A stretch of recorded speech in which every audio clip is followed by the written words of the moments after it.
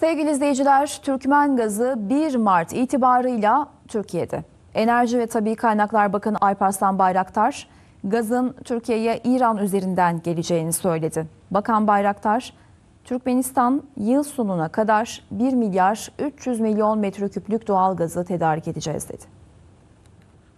20 yılın üzerindeki bir zamandan sonra ilk kez boru gazıyla Türkiye ve kendi sınırları olmayan bir ülkeden gaz tedariğini yapmış olacak. Bu bir ilk bizim için. İnşallah 1 Mart itibariyle bu aşılmış olacak.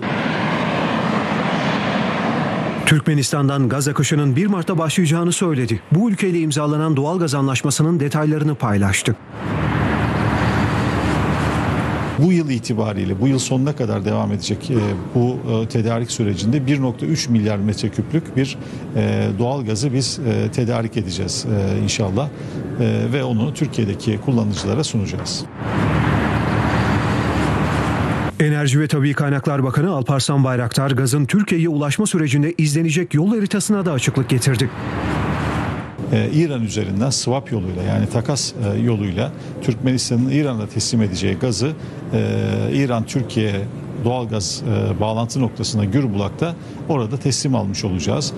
27 yıllık hayalin gerçeğe dönüşmesini sağlayan anlaşmayla Türkmenistan doğalgazı yeni pazarlara ulaşacak. Süreç Türkiye'nin ve Avrupa'nın doğalgaz arz güvenliğini güçlendirecek.